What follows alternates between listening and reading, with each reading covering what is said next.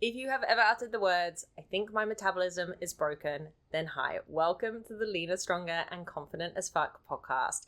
This is exactly what we're diving into today. We are going to talk about why it can feel like that with your metabolism, what's actually going on, and how to move through this so that you can start working with your metabolism to create a lean, defined body that actually lasts. So let's clear something up from the start. This is great news. Your metabolism is not broken. It can never break, but it is adaptive. And that distinction is exactly what is going to help us clear up what to do about it instead. Because your metabolism is going to be responding in the way that it is exactly designed to do. It's just that the way that you're most likely trying to fix it is probably the thing that is keeping you stuck. Now, a quick heads up before we dive in to all of the good stuff from today's episode. If you're listening to this in real time, Lean Body Blueprint, my coaching program, is currently open for enrollment and doors are closing in just a couple of days. So if this has been something that you are thinking about, you want to learn how to actually build a lean, defined body that lasts, to work with your metabolism, to get and keep results, then this is your chance to join us inside LBB. I'll share a little bit more about it at the end, but you can check out the links in the show notes below for all of the details too. So let's get into it. First of all, let's also just discuss what our metabolism actually is. So our metabolism is essentially our body's energy system. It is the process of converting the food that we eat into energy that our body can use. But it's not just about burning calories. It is everything that your body is doing all day, every day. Breathing, digesting food, repairing cells, keeping your heart beating, moving your body. All of that requires energy. And our bodies are incredibly smart, but they are also wired for survival. Our bodies are not wired for us looking amazing in our favorite bikini down at the beach, unfortunately. So our body's job is to keep us alive and to also bring us back into balance when it senses stress. And chronic dieting, that is a stress. So we're going to just dive into a little bit about what our TDEE is as well, which means total daily energy expenditure, because this is really important to understand if we are talking about metabolism in a practical sense, because what we are talking about is our daily energy output. So your TDEE is something that a lot of people just think of as just the energy that they burn during their workouts. But that is actually just the smallest part of the puzzle. So total daily energy expenditure is actually made up of 4 parts. We have, first of all, our BMR, which is called our basal metabolic rate. And this is the energy that your body uses just to keep you alive. And this makes up the biggest portion of your daily energy burn, around 60 to 70%. Then you have what's called your NEAT, non-exercise activity thermogenesis. It sounds fancy, but this is just all of your daily movement. Everything you do outside of your planned workouts. So walking around, fidgeting, moving, gesturing, unloading the dishwasher, gardening, all of that comes under your NEAT. And that accounts for about 10 to 20% of your daily energy burn. Then we have what's called the thermic effect of food. This is the energy that your body uses to digest its food. Now, protein actually has the highest thermic effect of food out of protein, fats, and carbs. It takes more energy to break it down and process through our bodies. That's around 10 to 15% of our daily energy burn.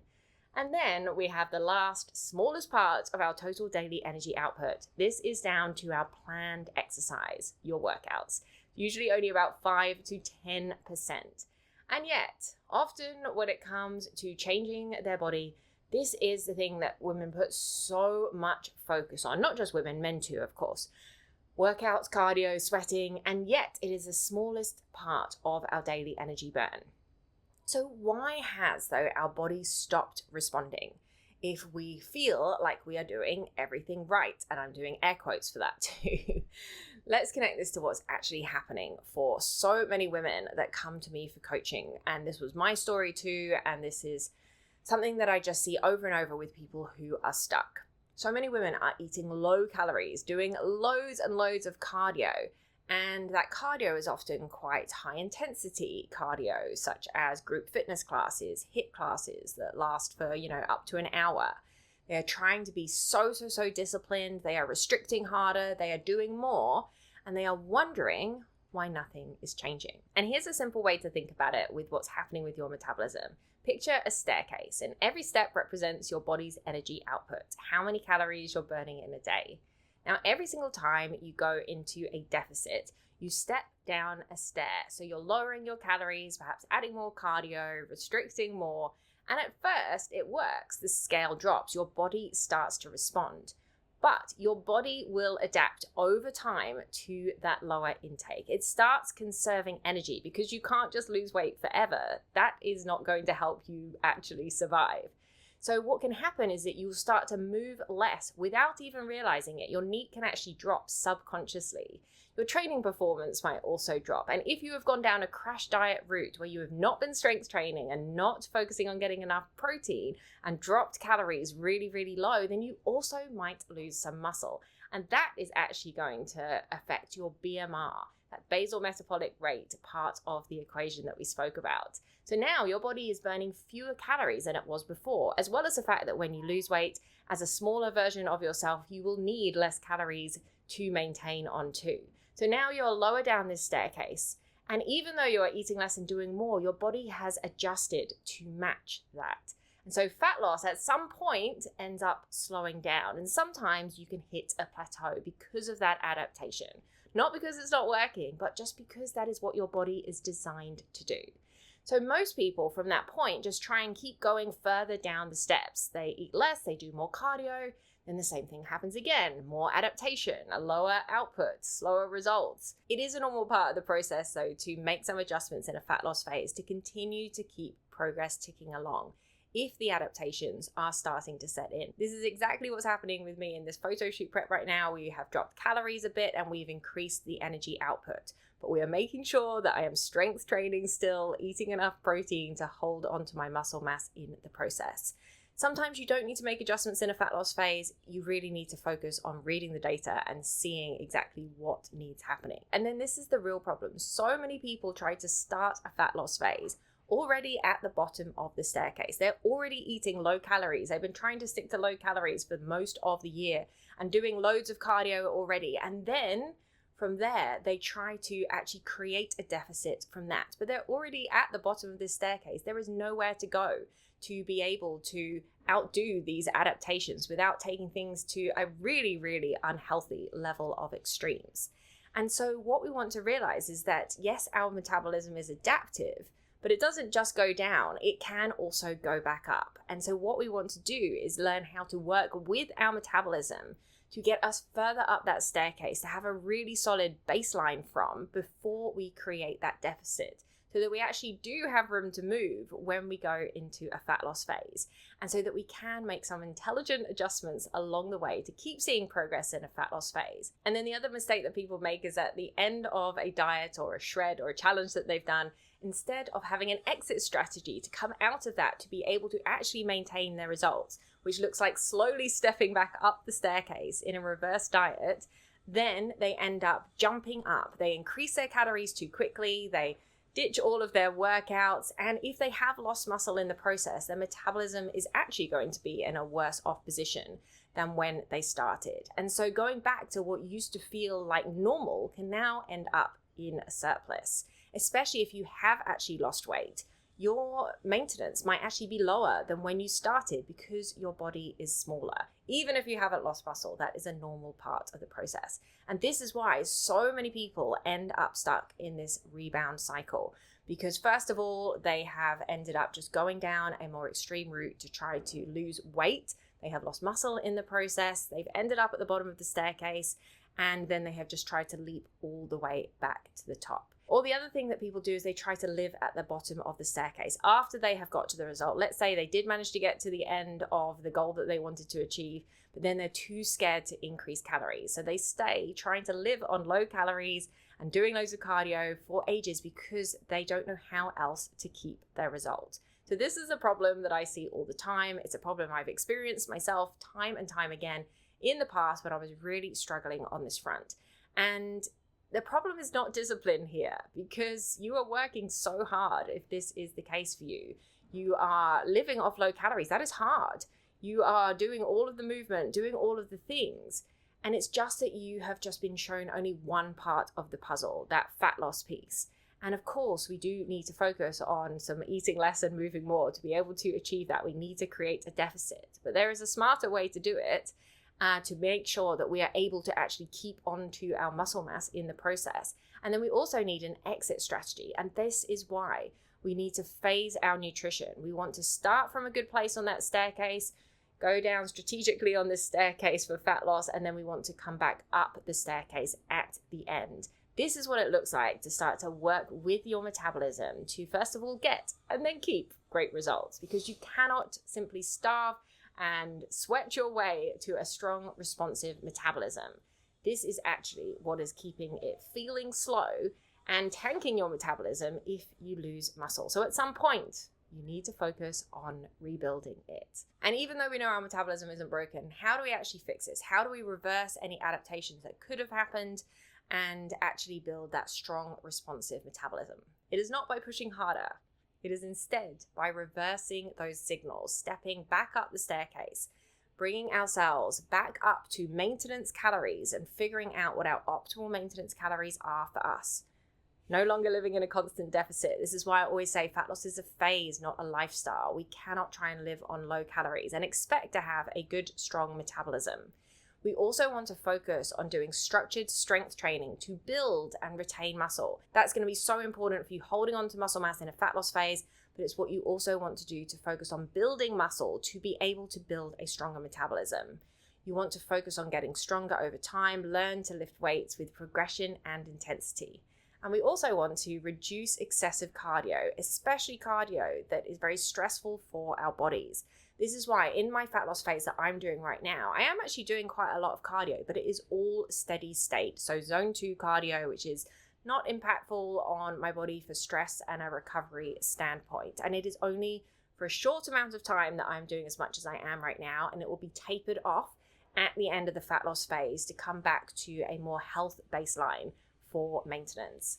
And then we also want to focus on getting enough steps. Remember how that NEAT part of the TDE equation was one of the biggest ways that we burn energy. So this is why you cannot expect to get great body composition results if you don't focus on getting enough movement throughout your day. So having a steps count is a really great way to first of all combat some of the metabolic adaptation that happens in a fat loss phase, to hold you accountable to a certain amount of movement that you can actually control, because you can't control how much you are subconsciously blinking and fidgeting and things, but you can control the amount of steps that you're doing throughout the day. And then making sure that you keep a general baseline of health with your steps throughout the year as well.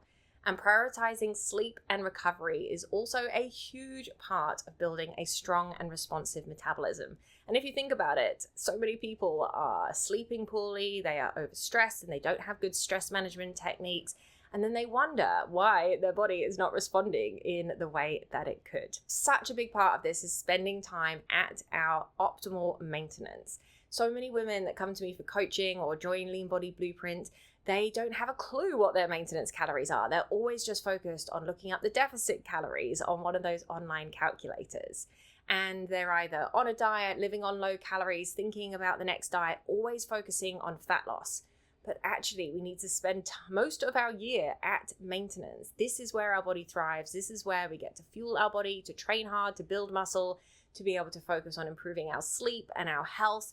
Spending time at maintenance is such a key factor for building a healthy and responsive body. And if we do that, then we are creating that better baseline. We're spending more time in that middle part of the staircase so that then we actually have room to go down the staircase when we go into fat loss.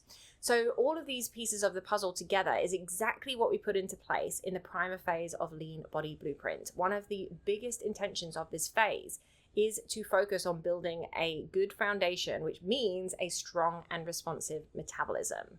And so what we focus on doing is making sure you are spending time, first of all, at your maintenance calories. For some women who come to me who've been living on really, really low calories for a long period of time, we need to do this quite slowly to be able to step them back up, to reverse that adaptation, to get their body into a healthier place again.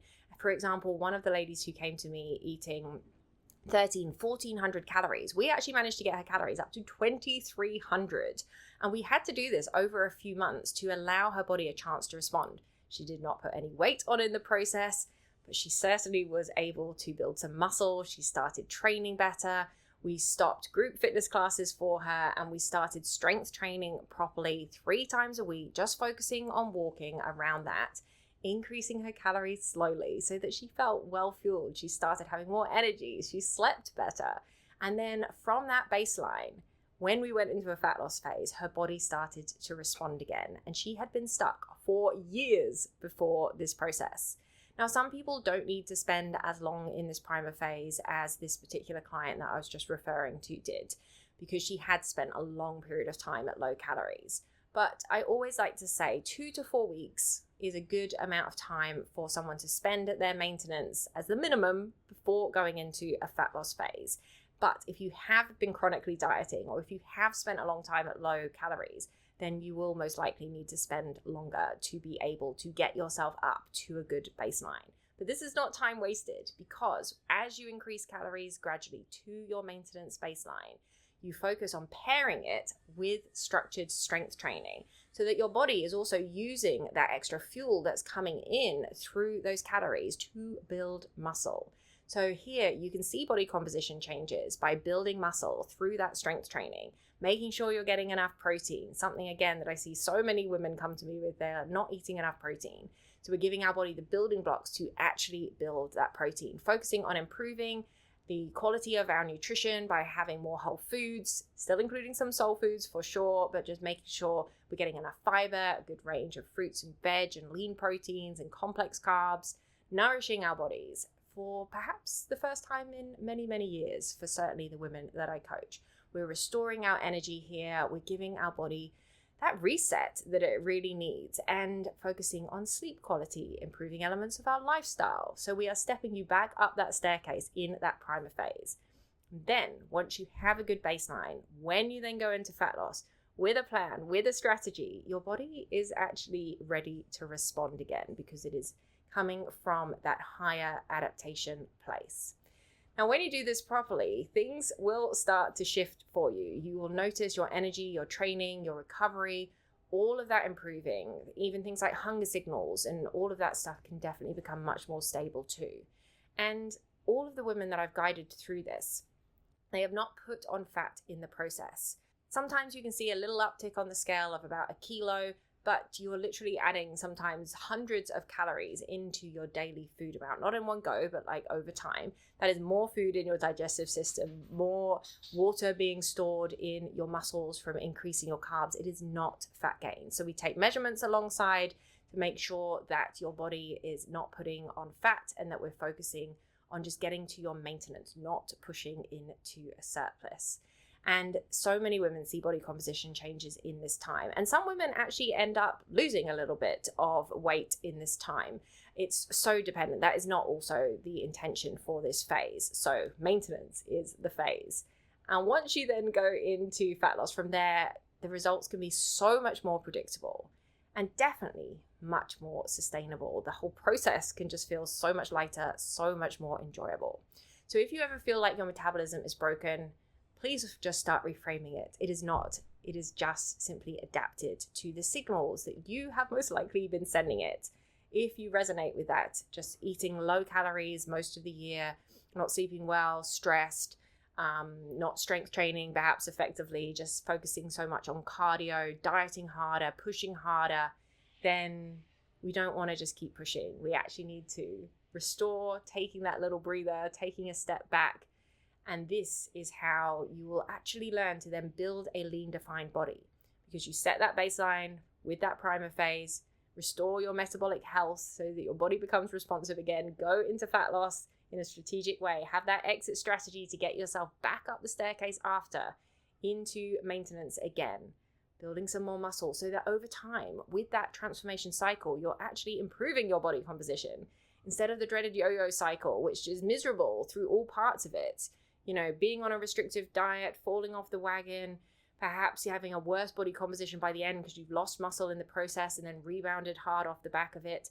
All of that just keeps you trapped in that vicious cycle. And the way out of it is to focus on working with your metabolism through that transformation cycle, learning to fuel your body, learning to train effectively, focusing on recovery, bringing your daily movement to a good baseline, this is exactly what I teach you how to do in Lean Body Blueprint as well. So if you're listening to this in real time, remember the doors are closing in just a few days. And so I would love to support you inside and really help you build your most confident body in a way that actually feels good and that definitely lasts.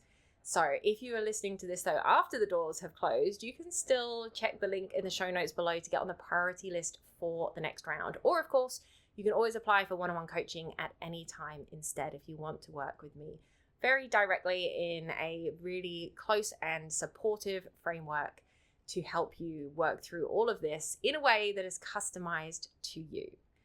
Thanks so much for being here as always for this episode. If you found it helpful, please share it as well with someone else who would benefit, because honestly, learning this and applying it to my own body was a massive shift for me and made the whole journey of body transformation, first of all, actually start working, and second of all, just become so much more enjoyable too. So I look forward to chatting to you more in the next episode.